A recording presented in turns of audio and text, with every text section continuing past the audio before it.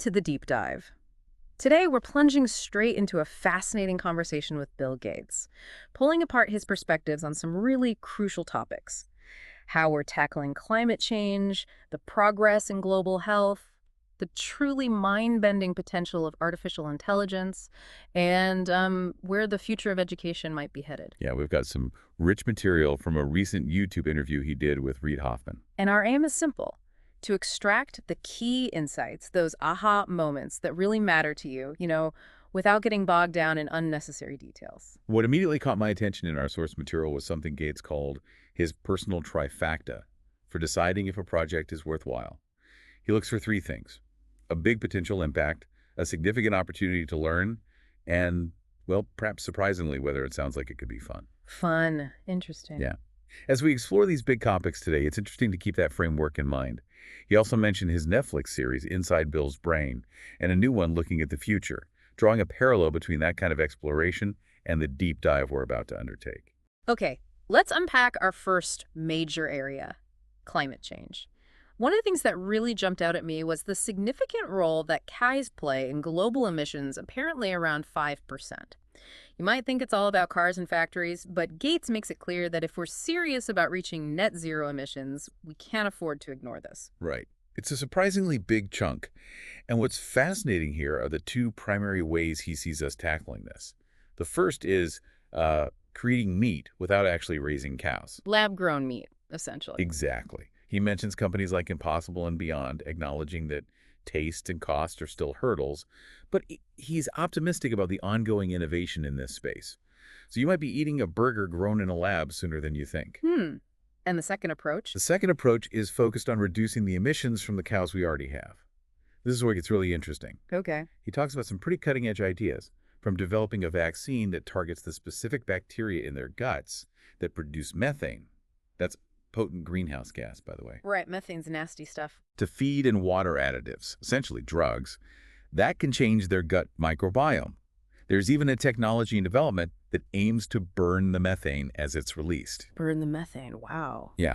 What's surprising is his suggestion that these solutions could be surprisingly cost-effective to implement, even in regions like Africa. Cost-effective in Africa, that's crucial. Definitely. And if we connect this to a broader issue in Africa, he also highlights the potential of crossbreeding local cows with breeds like Holsteins to dramatically increase milk production. Oh, right. I read about that. The difference is huge, isn't it? Massive. We're talking about a jump from less than 3 liters a day to potentially 20 liters. Of course, he emphasizes the need to adapt these crossbreeds to local conditions like heat and disease. Sure, you can't just drop a Holstein in the middle of the Sahel. Exactly. But this isn't just about more milk. It has huge implications for nutrition and livelihoods. And it's not just about emissions or milk yields, you're saying. No, Gates points out how interconnected these issues are. For instance, he links the idea of stationary feeding for cows, keeping them in specific areas, rather than letting them graze freely, to a potential reduction in conflict between nomadic herders and settled farmers. Oh, that's a connection I hadn't made. Resource conflicts. Right. Land use, water, it all ties together. This really underscores the sheer scale of the climate challenge we're facing. He reminds us that we're emitting over 50 billion tons of CO2 equivalent annually. 50 billion tons, that number is just staggering. It is. And CO2 equivalent, just to clarify, is a way of standardizing the warming potential of different greenhouse gases so we can compare them. Got it. To truly make a dent, he argues that the green alternatives for things like cement, beef, rice, and even our cars need to become just as affordable, what he calls achieving zero green premium, to be adopted widely. Zero green premium, so no extra cost for doing the right thing. That's key for global adoption, surely. Absolutely. You can't expect developing nations or even many consumers in rich countries to pay significantly more. Here's a perspective he offers that I found really interesting. While it's clear that future generations will bear the brunt of climate change, he suggests that the negative impacts on the current generation might be somewhat overstated, at least globally. Overstated. How so? Well, he argues the most severe damage right now is being felt more acutely in poorer countries located closer to the equator. Not to downplay the problem, but it's a nuanced point about where the immediate suffering is concentrated. Okay. That's a perspective worth considering. Shifting to energy solutions, beyond the familiar solar and wind. Yeah, what else is on the horizon? He highlights geothermal energy as a promising source, especially in the western U.S. He mentions companies like Fervo, which are exploring advanced deep drilling techniques to access this heat from the Earth. Geothermal, tapping into the Earth's heat. Yeah, exactly. And Google's commitment to purchasing this energy is a positive sign that these technologies are starting to scale. He even touches on the more far-out idea of capturing solar energy from space. Space-based solar. Okay, that sounds like sci-fi. A bit, yeah, but it's being looked at. It's fascinating how he also credits the big tech hyperscalers companies with massive data centers. Google, Amazon, Microsoft. Right, for playing a significant role in pushing clean energy R&D forward. Their investments empowering these energy-hungry centers with clean sources and their advanced purchase agreements act almost like an indirect support, a kind of subsidy for the public good. So their own need for clean power drives innovation for everyone else. Interesting dynamic. But he's also realistic. We can't rely solely on solar and wind. While he mentions exciting potential for solar panel efficiency to improve significantly, maybe reaching 40% with materials called perovskites. 40% efficiency, that'd be huge. Huge. But the challenge of storing that energy for long periods remains a major hurdle. Thinks seasonal changes, long stretches of bad weather. The dark doldrums problem. Precisely. He points out that even if we combined all the batteries currently in existence, they wouldn't be enough to power us through extended periods without sun or wind. Not even close. Wow, so batteries aren't the whole answer for long duration. Not for seasonal storage, no. And that brings up the crucial need to improve our electricity grid and find innovative ways to transmit power efficiently. He uses the example of countries like Japan, with limited solar potential, to emphasize the necessity of a diverse mix of energy sources. Which naturally leads us to nuclear, right? Exactly. Nuclear power, both fission and the future promise of fusion, which is clearly something he sees as vital. Okay, break down fission versus fusion for us quickly. Sure. Fission is what current nuclear plants do, splitting heavy atoms like uranium to release energy. Fusion is the opposite, combining light atoms like hydrogen isotopes, which is how the sun makes energy. Fusion is the holy grail, basically. Pretty much. He talks about fusion as the long-term hope for cheap and clean energy. But it's incredibly hard. You need incredibly high temperatures, creating a plasma, which is like a superheated gas where atoms are torn apart, complex plasma physics. There's some difficult. Very. But he mentions the increasing role of AI in helping researchers crack these challenges, which is interesting. And companies like Commonwealth Fusion Systems are apparently on a credible path towards making fusion a reality. And a key advantage of fusion is less problematic waste, right? Yeah, much less long-lived radioactive waste compared to fission, though he does note that solutions for managing fission waste are considered achievable. So fission waste is solvable, but fusion waste is even less of an issue. That's the idea. He also makes a strong case for why we need more investment in fusion research, considering its potential to address fundamental societal needs, like making desalination of water much more affordable and accessible. Desalination, that's a huge potential benefit. He also mentioned TerraPower. Right, that's his company working on advanced fission, including designs that can use existing nuclear waste as fuel, which is a pretty neat idea. Using waste as fuel. Okay, now let's connect this back to AI. There's this narrative that AI is just going to suck up more energy and make climate change worse. He pushes back on that. He directly addresses the concern, but counters it by highlighting AI's immense potential to actually solve scientific problems directly related to climate change. Okay, this is where it gets really interesting again. Give us some examples. Well, he talks about things like using AI to optimize photosynthesis in plants, making them better carbon sinks, or dramatically speeding up the discovery of new materials, catalysts for green hydrogen, better battery materials, stuff like that. So using AI for material science and biology breakthroughs. Exactly. He frames it as a kind of multiplier effect. Even if we might still fall short of the most ambitious climate goals, like limiting warming to 1.5 degrees Celsius, applying AI intelligence across these different areas has the potential to significantly reduce the severity of the impacts. Okay, so AI isn't just the problem, it could be a major part of the solution. That's his argument. Let's switch gears now and delve into another area where Bill Gates has dedicated a significant amount of effort: global health. Right. He begins by discussing the ambitious goal of eradicating diseases. Smallpox in 1980 is still our only complete success story, unfortunately. Yeah, it's a sobering reminder of how hard eradication is. The current focus is heavily on wiping out polio, and he notes the near eradication of guinea worm disease, even mentioning President Carter's long-standing commitment to that effort. President Carter and guinea worm, that's incredible dedication. Truly. What's fascinating here is the fundamental shift that occurred in global health around the turn of the century towards a much more data-driven approach. The focus shifted to really understanding the primary causes of death, things like diarrheal diseases, pneumonia, and malaria, and addressing the profound inequalities in access to basic healthcare. So moving from anecdote to data. Precisely.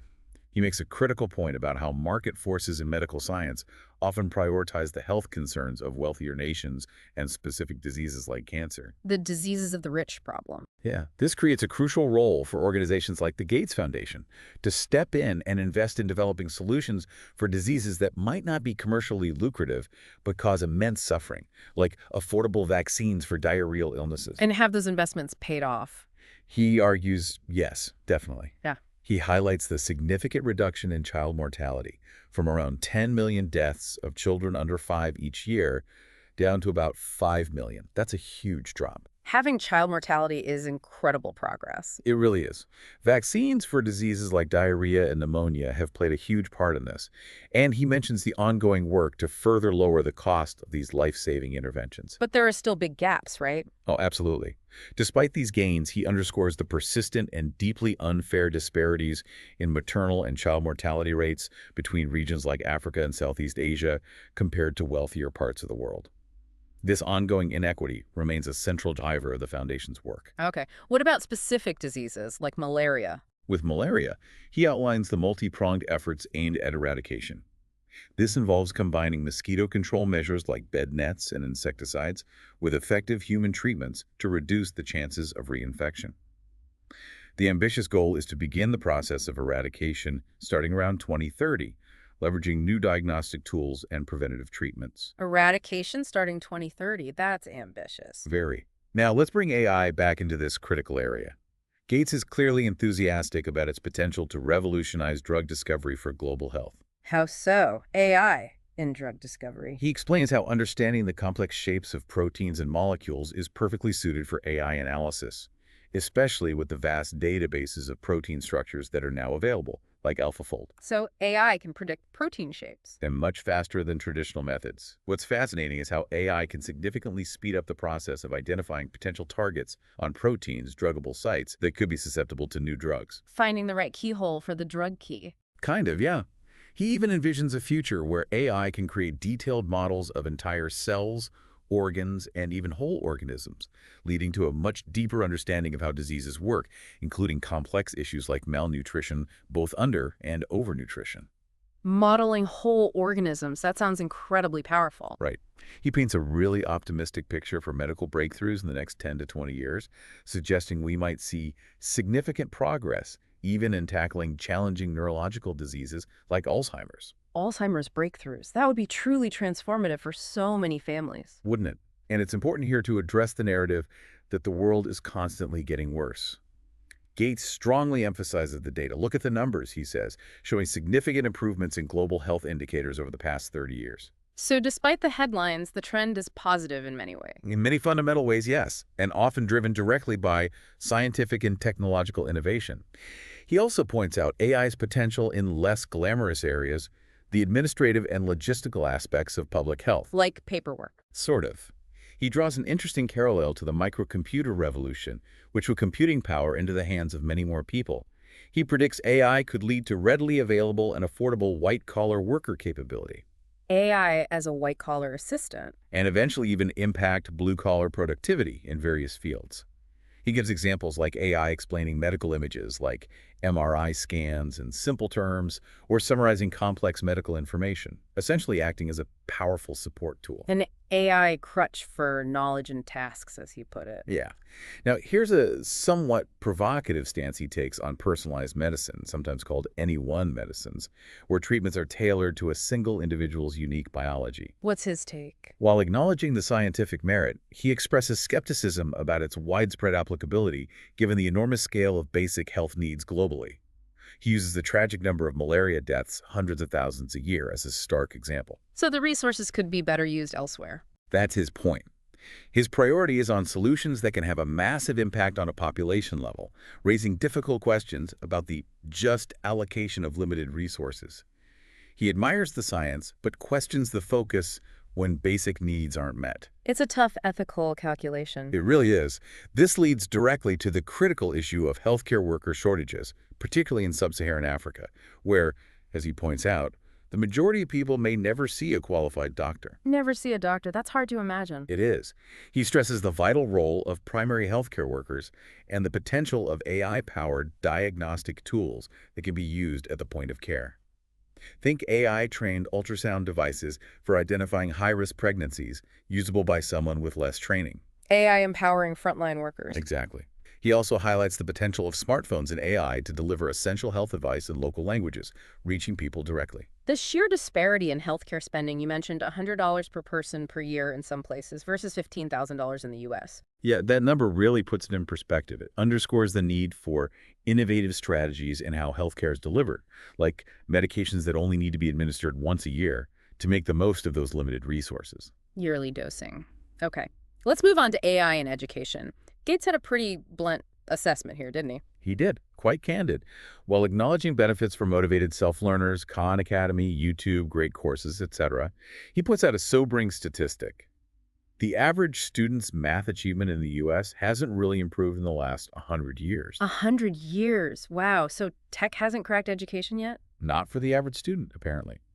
But he sees huge potential for AI to finally transform education through personalization and by fostering deeper understanding or fluency. How specifically? He envisions blending social interaction in the classroom with individualized AI-powered learning. Think immediate feedback on math problems, AI helping correct pronunciation in a new language, or tutoring tailored to a student's specific interests, sports, health, construction, whatever engages them. Personalized AI tutors for everyone. That's the promise.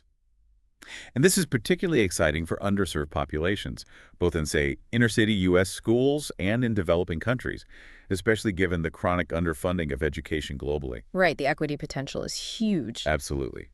He emphasizes that good health and quality education are really the magic formula for countries to lift themselves up.